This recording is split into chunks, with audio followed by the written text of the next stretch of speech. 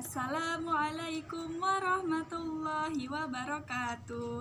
Apa kabar anak-anak semua? Ibu harap semuanya sehat dan selalu bersemangat.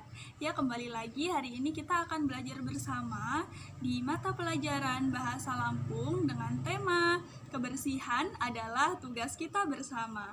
Sebelum kita memulai pelajaran hari ini, marilah kita buka dengan membaca basmalah. Bismillahirrahmanirrahim. Seperti yang kita ketahui bahwasanya kebersihan itu sangat penting bagi kita sebagai seorang muslim. Masih ingat hadis tentang kebersihan? Bismillahirrahmanirrahim. At-tahuru syatrul iman. Kebersihan adalah sebagian dari iman. Jadi ternyata kebersihan itu termasuk dalam bagian keimanan kita. Kalau kita benar beriman kepada Allah, maka kita akan menjaga kebersihan diri kita dan lingkungan di sekitar kita. Ternyata pengelolaan sampah semakin hari menjadi semakin penting. Bagaimana tidak?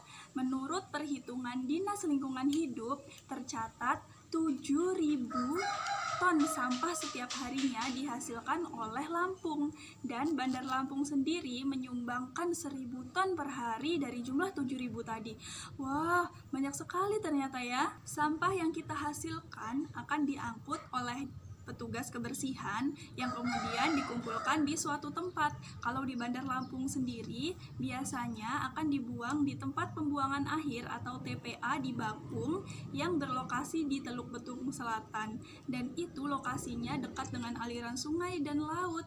Bayangkan sampah-sampah itu bisa merusak ekosistem dan mengganggu kehidupan masyarakat di sana. Sampah-sampah yang menumpuk itu bisa menjadi penyebab penyebaran penyakit, merusak ekosistem. Kalian pasti pernah kan melihat paus yang perutnya ternyata meledak karena di dalamnya banyak sekali sampah. Kemudian ada penyu yang sampai banyak menelan sampah, kasihan sekali, dan sampah itu bisa mendatangkan bencana seperti banjir dan lain-lain.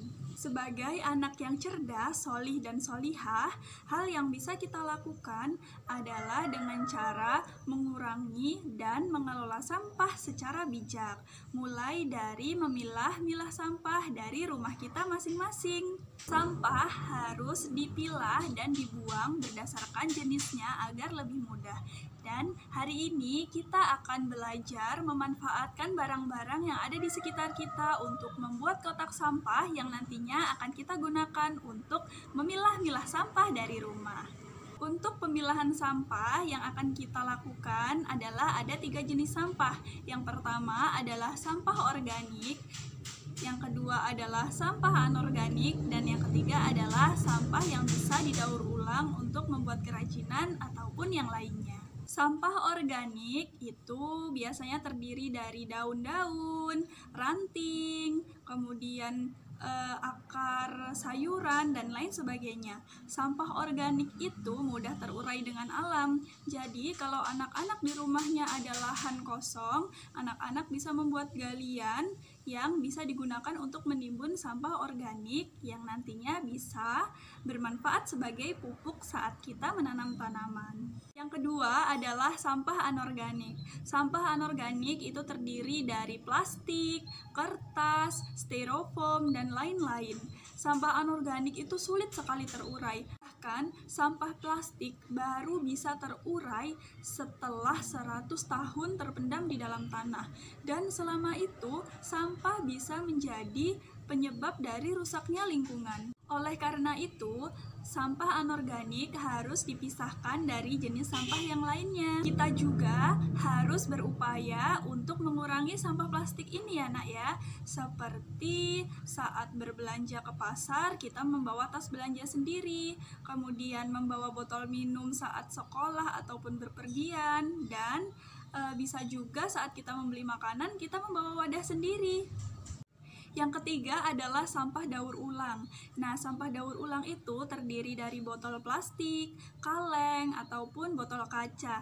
Nah, kenapa sampah ini perlu dipisahkan? Karena kita mengupayakan untuk sampah daur ulang ini tidak dibuang, tetapi kita manfaatkan untuk digunakan sebagai bahan pembuat kerajinan atau pengganti hiasan di rumah. Dan apabila kita belum sempat mendaur ulang sampah itu, kita bisa memberikannya kepada pemulung yang biasanya kita lihat banyak di jalan-jalan dan di pasar-pasar. Bayangkan saat kita memberikan kepada mereka sampah yang sudah kita pilah, mereka pasti terbantu karena tidak harus mengorek-ngorek kotak sampah yang kotor, ya kan? Kita bisa membayangkan karena ternyata barang-barang yang menurut kita tidak terlalu berguna itu bisa membantu pekerjaan orang lain dan menambah pahala.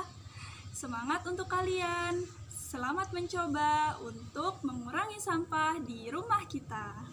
Demikianlah pertemuan kita pada hari ini. Semoga anak-anak bisa mengambil manfaat dari materi yang sudah kita pelajari hari ini dan selalu mengaplikasikan untuk menjaga kebersihan di rumahnya masing-masing.